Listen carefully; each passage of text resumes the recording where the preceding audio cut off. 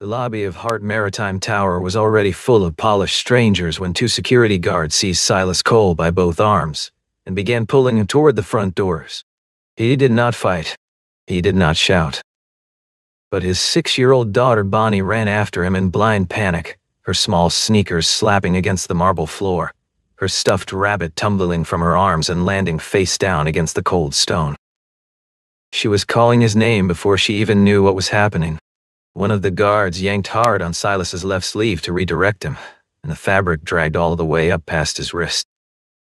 The tattoo beneath was small and dark, a trident precisely inked, the kind that did not belong on someone who had spent his last 4 years just trying to keep the lights on. Alexandra Hart had just stepped out of the private elevator when her eyes landed on it. She stopped walking entirely. That morning had started the way most mornings started. Silas was up before Bonnie, which he always was.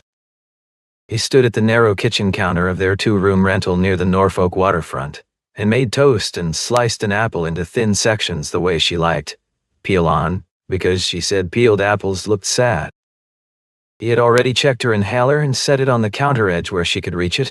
He had already looked at the weather and decided she would need her light jacket. He had already ironed his gray-blue shirt twice because it was the best one he owned, and the collar had a crease that wouldn't cooperate. There was a utility bill tucked under the refrigerator magnet.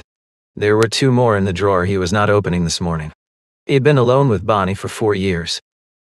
Her mother, Rachel, had gone into surgery for what was supposed to be a routine cardiac procedure, and had not come home. Silas did not speak about that to most people. He had long since understood that grief did not make good conversation, and he was not looking for sympathy. He was looking for a job. Specifically, he was looking for this one. Night shift operations safety supervisor at Hart Maritime Group. Steady schedule, competitive wages, and most critically, a health insurance package that covered dependents. Bonnie's asthma was mild but persistent. Her prescriptions and quarterly checkups cost more than his budget had room for in certain months. This position would change that. He had applied honestly, listing the experience he could explain, and leaving blank the sections that were sealed, for reasons he was legally prohibited from elaborating on. The recruiter had called him back within 24 hours. The woman who watched Bonnie on weekday mornings called at 8:43 to say her own child was running a fever and she could not come. Silas stood in the kitchen for a moment with his phone in his hand. He looked at Bonnie sitting on the floor with her rabbit, already wearing her jacket because she liked being ready. Then he looked at the bill under the magnet. "Come on, kiddo," he said. "You're coming with me." Bonnie picked up her rabbit and stood without asking why. She had learned not to ask why when her father used that particular voice. Hart Maritime Tower was 12 stories of steel and glass rising above the waterfront district. Its lobby a wide expanse of cream marble and recessed lighting that made everyone inside it look important by association. A massive display behind the reception desk cycled through images of cargo vessels cutting open water, and a company motto in brushed silver letters read, "Power, Precision, Legacy.C." Silas walked through the front doors with Bonnie's hand in his, and felt the immediate weight of the place rearranging itself around him. The men near the elevator banks wore tailored suits and carried slim cases. The women at the secondary desks spoke in the clipped, efficient register of people who had never missed a mortgage payment. No one looked at him with recognition. Several looked at him with the particular blankness that people used instead of staring outright. Bonnie pressed close to his side. She was holding the rabbit by one ear. The climate system was aggressive, and the faint chemical fragrance from a recently polished section of the floor, cedar and something sharp underneath, immediately began working on her lungs. She coughed once, quietly, and Silas slowed his pace and put his hand on her shoulder without breaking stride. At the front desk, he gave his name and the time of his appointment. The receptionist typed something, waited, typed again. Then she looked up at him with a practiced expression that communicated nothing. "I'm not seeing your name in the system," she said. Silas pulled out his phone and showed her the confirmation. She glanced at it briefly and looked back at her screen, as though the screen were the authority and the email was simply a rumor. "I can only work from what's in the system," she said. He asked politely, whether he could speak with someone in human resources or operations directly. The receptionist's expression shifted by 1 degree. Not quite irritation, but the specific coolness of someone who had decided a conversation was over, and was simply waiting for the other person to understand that. What no one on that lobby floor knew, except one man watching from a glass-paneled office on the mezzanine level, was that Silas Cole's name had been in the system until 1 hour before his appointment. Leon Mercer, the director of human resources, had deleted it himself that morning. The reasoning had been entirely practical, by his own measure. Hart Maritime was hosting an investor walkthrough later that morning, and Leon had reviewed the confirmed candidates for the day and made a quiet decision. A single father who had apparently planned to bring a small child to a professional interview was not the image the lobby needed. The deletion had taken 11 seconds. Carter Graves arrived at the reception desk, with the unhurried ease of a man who enjoyed being called upon. He was the kind of security supervisor who had never seriously doubted his own judgment, which had served him well in a role where doubt was not professionally necessary. He assessed Silas Cole in approximately 4 seconds, and arrived at a conclusion that would have taken him considerably longer to revise, if anyone had thought to ask him to. He asked Silas for his appointment confirmation. Silas showed it. Carter explained that confirmations could become outdated if a scheduling change had been processed on the back end. Silas said evenly that no one had notified him of any change. Carter noted that candidates were not always informed of internal administrative updates. The conversation had the rhythm of two people talking past each other from very close range. Bonnie had begun coughing more. The climate system was too cold, and the cleaning fragrance near the polished section of floor was not helping. Silas asked if there was somewhere his daughter could sit for a few minutes while the situation was resolved. He could see a cluster of low chairs about 15 feet away, past a retractable belt barrier. He took a single step toward them. Carter's voice sharpened. "That area is restricted access. She's having trouble breathing," Silas said. "I'm asking for a chair. There are chairs near the entrance." Carter gestured toward a bench, positioned the way furniture was positioned when it was meant to signal that you were not expected to stay long. Several people nearby had slowed. A man with a coffee cup glanced over. 2 women near the elevator paused their conversation. The lobby had acquired an audience in the quiet, incidental way that lobbies did when something was about to go wrong in public. Carter folded his hands and said, "I understand everyone has circumstances. We have a process." And then, because he could not resist closing the point entirely, he added, "A man who can't arrange care for his child before entering a professional facility shouldn't be surprised when he's asked to leave." Silas did not move. He did not raise his voice. He looked at Carter the way men looked at something they had decided not to become. Bonnie had heard everything. She stood behind her father with both arms wrapped around his leg, and her face had the particular stillness of a child who had understood without anyone saying so, that she had caused this and was trying to make herself smaller because of it. Carter said, "Escort him out." 2 guards stepped forward, one from each side. Silas shifted his weight and turned slightly, putting himself between them and Bonnie. He held up one open hand. Not a threat, just a pause, one last attempt at resolution, and said quietly, "Please, don't do this in front of her." Neither guard stopped. The first one took Silas by the upper arm and began steering him toward the doors. The second angled himself to clear the path. Silas moved with them the way men moved when they had real physical training and chose compliance. Controlled, economical, not resisting, not helping. His body absorbed the force without reacting to it. Anyone watching closely would have noticed that he was not being led so much as allowing himself to be moved, for a reason. That reason was Bonnie. She screamed. Daddy didn't do anything. In the clear, full voice of a 6-year-old who had not yet learned to modulate her distress for the comfort of bystanders.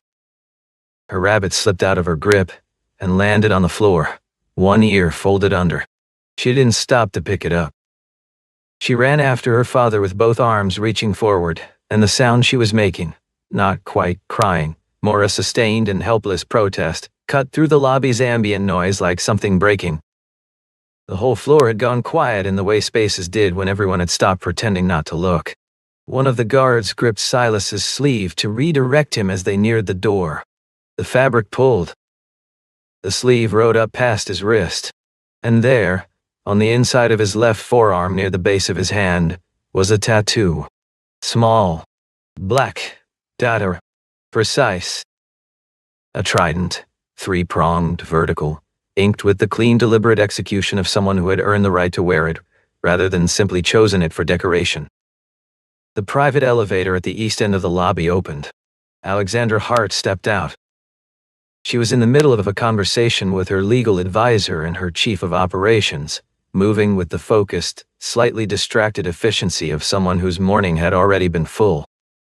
She was 28 years old, dark-haired, wearing a deep charcoal dress with a V-neckline that was elegant without announcing itself, and she moved through the lobby with the composed authority of a woman who had taken over a company at an age when most people were still deciding what they wanted to become.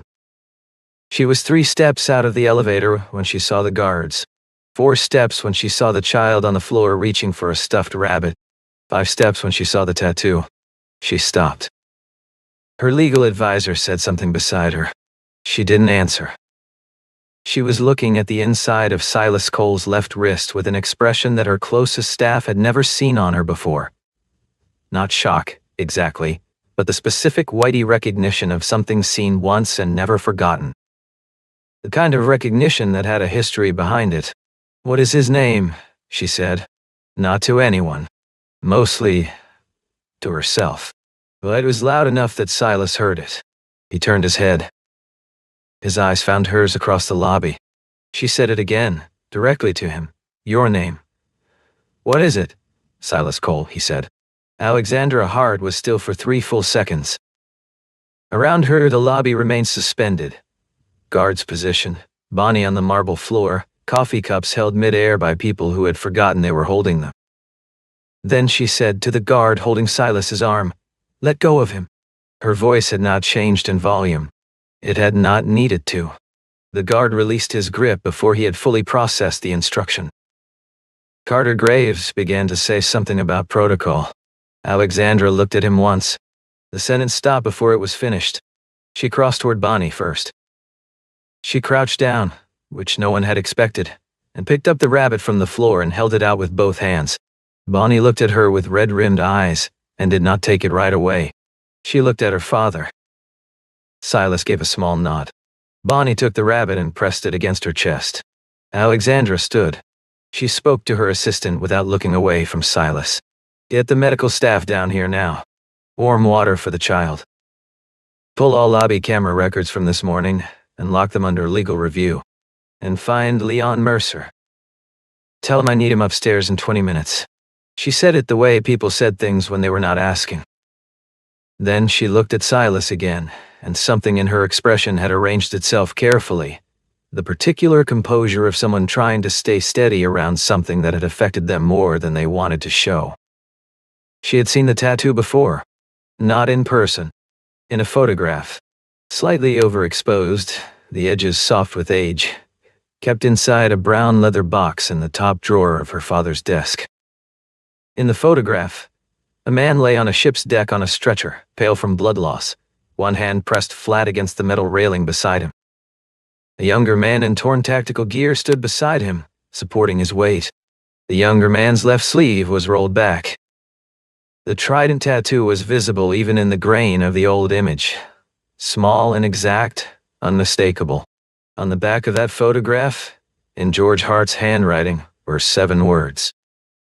She had read them hundreds of times over the 18 months since her father had died. She said to Silas, "Come with me." On the executive floor, the company's medical staff checked Bonnie in a quiet side room with soft lighting, and a couch and a glass of warm water that a staff member brought without being asked twice. Bonnie's breathing had steadied. She was sitting with her rabbit in her lap and a thin blanket around her shoulders, almost calm. Silas sat across from Alexandra in her office. The room was clean and organized in the way that indicated actual work rather than performance. Behind her was a window wall looking out over the Norfolk waterfront. Container vessels moved in the middle distance. She opened a drawer and set the brown leather box on the desk between them. He recognized what was coming the way people recognize things they had spent years both anticipating and dreading at the same time. 7 years earlier, George Hart had been aboard a Hart maritime vessel navigating a high-risk corridor off the eastern seaboard, present to manage a contract matter that required his personal authority. An armed group boarded the ship with the intent to use George as a ransom leverage asset. A specialized maritime response team was deployed. Silas was 22 years old and the youngest operational member of that unit, but he read confined space environments better than anyone in his group, and he was fast. The extraction had proceeded correctly until it hadn't. A private security contractor hired through one of Hart Maritime's logistics partners made an unauthorized decision that disabled the emergency fuel override in the lower cargo hold. Fire started. An engineer became trapped. The extraction protocol called for immediate team withdrawal. Silas did not withdraw. He went back into the burning compartment twice. The first time for George Hart. The second time for the engineer. He got both men to the rescue vessel before the hold fully compromised. During the second run, a piece of structural housing tore free and caught the inside of his left wrist. He bled through the field, bandaging all the way to the coast. George Hart had been conscious enough in those final minutes to watch every second of it. He had seen a 22-year-old ignore a direct withdrawal order and go back into a burning ship for a man he had never met, twice, while bleeding. On the deck of the rescue vessel, George had asked his name. Silas had told him. George had said he wouldn't forget it. He hadn't. But the people with more to lose had moved faster. The private contractor's legal team needed a source for the fuel system failure, and a junior member of the response team without institutional backing was a far cleaner answer than their own client. Documents were summarized selectively. Testimony was aligned. The final incident report named Silas Cole as having deviated from extraction protocol in a manner that created additional liability and compromised asset security. His clearance was downgraded in review. His contract was terminated. His name was flagged in 3 databases governing private maritime and federal contractor employment. George Hart had been in a restricted access medical facility during the period when the report was being finalized, managed and isolated by the people handling the company's public communications. By the time he had recovered enough to fight back through official channels, the report was already institutional record. He had spent the following years documenting what he actually knew, through back channels, through private correspondence, through an independent investigation he funded quietly and never discussed publicly. He had compiled a file. He had written a summary. He had taken the old photograph from storage and placed it in the leather box with everything else. Then his heart had failed 18 months ago, and the box had gone to Alexandra. What Silas did not tell her, because she had not asked, and because he had spent years not telling anyone, was what those years between the incident and this morning had actually cost him. He had lost the clearance. He had lost the professional network. He had tried twice to find work in the adjacent fields of maritime logistics and private security, and both times background flags and systems he could not appeal had quietly ended the conversations before they started. He had taken whatever was available: loading docks, night maintenance, short-haul driving contracts. Anything with consistent hours and an honest wage, because honest work was the only thing he still had full ownership of. Rachel had gotten sick during the worst of that stretch, when the savings were nearly gone and the career was already gone, and the only thing keeping the structure standing was his willingness to keep showing up. She had fought hard and quietly, the way she had done everything, and she had lost, and he had buried her. And then he had stood in their apartment with Bonnie on his hip and understood that there was no version of grief he was allowed to take seriously right now, because a 6-month-old could not wait for him to finish it. He had not finished it. He had folded it somewhere out of the way and kept moving. She told Silas all of this, what she knew, what her father had documented, what the file contained, with the steadiness of someone who had rehearsed the emotional weight of it without ever knowing who she would eventually be delivering it to. When she finished, she asked him why he had never come forward, why he had never contacted her father, or her, or anyone at Hart Maritime. Silas was quiet for a moment. Then he said, "You don't save someone, and then show up at their door collecting on it." Alexandra looked at the box on the desk, then at him. She understood then why her father had written those 7 words. He had known exactly who he was writing them about. The document trail took 45 minutes to surface. Alexandra's legal and the teams pulled the complete record. Silas Cole's interview confirmation had been logged 2 days prior. His application had been scored in the top tier of all reviewed candidates. His name had been removed from the scheduling system at 8:12 that morning from Leon Mercer's administrative account. An internal message sent from Leon to Carter Graves at 8:17 contained a single instruction. Candidate may present image concerns given personal circumstances. Use discretion if he arrives. Leon was brought in at 10:40. He sat across from Alexandra in the conference room and explained, without visible distress, that the decision had been made in the interest of the company's professional presentation during an investor walkthrough. He used the word optics. He noted that bringing a young child to a formal interview was objectively irregular, and that the security team had simply responded to what appeared to be a disruption in progress. Alexandra asked whether an applicant's child had any bearing on their qualifications for the role. Leon said that in the strictest technical sense, no, but that professional readiness encompassed more than individual capability. Alexandra asked him to define professional readiness. Leon said something measured and vague about alignment with company culture. Alexandra said nothing. She looked briefly toward the side room where Bonnie was still sitting with her blanket and her rabbit, visible through the glass panel. "Your interpretation of company culture," she said, "frightened a 6-year-old child in our lobby this morning." Leon started to respond. Alexandra stood up. "I've seen enough," she said.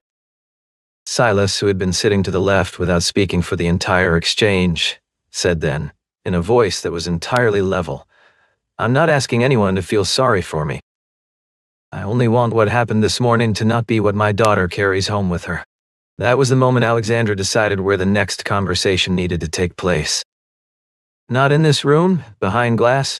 Downstairs, in the lobby, where it had started, where Silas had been made to feel like a problem. She told her assistant to bring all relevant personnel to the main floor in 15 minutes. Carter Graves was there. Leon Mercer was there. 4 members of the security team, 3 front desk staff, 2 operations leads, and several employees who had been present in the lobby that morning were gathered in the open space near the entrance, standing under the ambient light of the maritime display, uncertain what they were about to hear. Silas stood at the edge of the group with Bonnie beside him. She had her rabbit. She was watching Alexandra with the careful, quiet attention of a child who had learned to read rooms. Alexandra stood at the center and did not use a preamble. She stated that the man who had been removed from the lobby that morning held a valid, confirmed interview appointment with this company. She stated that his name had been deleted from the scheduling system without his knowledge, by an employee who had decided his personal circumstances made him unsuitable for the lobby's appearance. She stated that the security team had applied physical force against a cooperative individual who had committed no violation, and that a child had been frightened as a direct result of decisions made by Hart Maritime employees on company premises. Carter attempted to reference standard procedure. Alexandra told him that his suspension would take effect at the close of business today, and that the specifics would be addressed through the formal review process. Leon began to say something about image management. Alexandra interrupted him, not loudly, not with heat, but with the precision of a woman who had already decided what was happening next, and was simply waiting for everyone else to understand it. She told him his administrative access had been suspended pending a full review. She told him he would hear from legal before the end of the day. Then she turned back to the room. "Before I tell you who this man actually is, I want you to sit with what you did this morning. You saw a man in plain clothes with a sick child and you decided, before he had spoken more than 2 sentences, that you already knew everything you needed to know about him. That is not security. That is not professionalism. That is a decision you made with no information except how he looked standing next to you." She turned to her assistant. The screen behind the reception desk changed.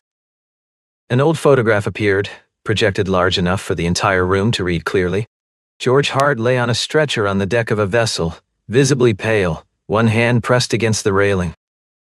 Beside him stood a younger man in torn tactical gear, one sleeve rolled back, his left wrist visible. The Trident tattoo was unmistakable, even in the grain of the old image. Alexandra faced the room. "On the back of this photograph," she said, "my father wrote 7 words." She read them aloud. "Silas Cole, the man they blamed. The man who saved my life." She let the silence hold for 3 full seconds. 7 years ago, Hart Maritime's founder was taken at gunpoint on one of our vessels. He was trapped in a burning compartment with no clear path out, and every protocol in place said the response team was to withdraw immediately. This man went back in. He brought my father out of that compartment. He went back a second time and carried out the engineer who was trapped alongside him. He was injured doing it. And when a contractor's legal team needed someone to carry the blame for their own mistake, his name was the most convenient answer available. She paused. My father spent years trying to correct that. He documented the truth. He left it for me. She looked at Silas. Then she looked at the rest of the room. This morning, this building had this man removed through its front doors in front of his daughter. The same front doors my father walked through for 30 years, because a 22-year-old once decided that leaving him behind was not something he was willing to do. Carter Graves was not meeting anyone's eyes. Leon Mercer had the careful, composed expression of a man executing steadiness he did not feel. Several employees near the elevator had gone still in the particular way of people who were quietly reconsidering something they had witnessed and thought nothing of at the time. Bonnie had moved slightly forward from behind her father's leg. She looked at the photograph on the screen. She looked at her father.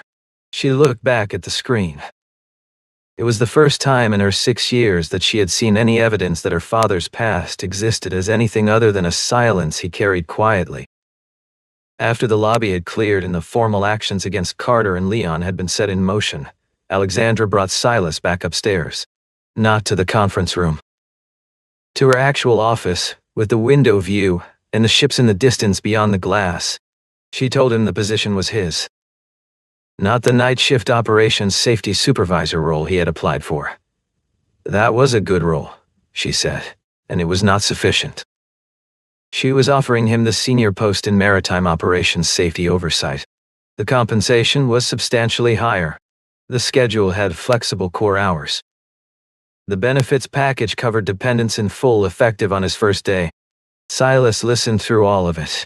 When she finished, he asked 3 questions. He asked what the shift structure looked like and whether the hours would allow him to handle his daughter's school schedule. He asked when Bonnie's coverage would activate. He asked whether it would be possible for the details of his prior operational history to remain limited to those with a direct professional need to know. Alexandra answered all 3. The third one she answered with a single nod and nothing else, because she understood what he was protecting and why. Then she said, "My father owed you a debt." Silas said, "My daughter can't live on the gratitude of someone who's gone." Alexandra looked at him for a moment. Then she said, "Then starting today, you won't have to. You'll be paid for what you're worth. That's not gratitude. That's correcting a wrong." He picked up the pen she slid across the desk. The signature took 4 seconds. When he set the pen down, his left wrist rested briefly against the edge of the desk, faintly reddened where the guard had gripped it that morning. He didn't look at it. He pushed the pen back toward her side of the desk and pulled his sleeve straight, the way a man did things when he was done with one chapter and ready for the next. 1 week later, Silas Cole walked through the front entrance of Hart Maritime Tower for the second time. No one stopped him. The security officer on duty gave him a professional nod. The receptionist said good morning and meant it.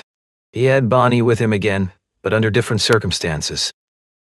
Her regular care arrangement didn't begin until the following Monday, and Alexandra had told him to bring her in. There was a small room on the executive floor that had been cleared and given a table by the window looking out over the docks and the open water beyond. Bonnie was sitting there now with a box of colored pencils and a sketch pad, drawing the ships. Her rabbit was propped against the windowsill. The prescription she had filled 3 days earlier, the updated inhaler and the supplemental treatment her previous coverage had never reached, were zipped into the small pouch in her backpack. Her breathing was already easier. She looked more rested than she had in months. Alexandra was passing through the hallway when she slowed and looked in through the glass panel. She stopped. She opened the door and stepped inside. Bonnie looked up. Alexandra looked at the drawing on the table.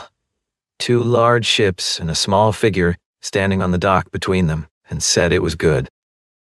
Bonnie said thank you, and then asked with the directness that only very young children still possessed, whether people were going to be mean to her dad again. Alexandra looked at Silas, who was standing near the door with his arms loosely crossed, watching his daughter draw. Then she looked back at Bonnie and said, "Not in this building." Bonnie considered this with the gravity it deserved, and returned to her drawing. Silas did not say anything. He turned back to the window. Below, a container vessel was being guided slowly into its berth by 2 tugboats. Unhurried, precise, the way large things moved when the people directing them understood exactly what was at stake. He watched it for a long moment. Bonnie had come up beside him without his noticing. She wrapped both arms around his leg the way she did when she was content, which was different from the way she did it when she was frightened, and he knew the difference without looking down. He put his hand on the top of her head. His left sleeve had ridden up slightly. The trident was visible at his wrist, just below the cuff, caught in the afternoon light coming off the water. For most of his adult life, that tattoo had been the last legible record of something that had been taken from him. It had not shielded him from what came after. It had not carried any weight in the rooms where he had needed it most. It had simply been there, a mark from the night when he had looked at a direct order to walk away and had understood, without hesitation, what kind of man he intended to be. Standing at the window of Hart Maritime Tower with his daughter's arms around his leg, and a contract signed in his name, and the ships moving below in the late afternoon light, Silas Cole did not feel like a man who had won something. He felt like a man who had finally been allowed to stop losing. That was more than enough.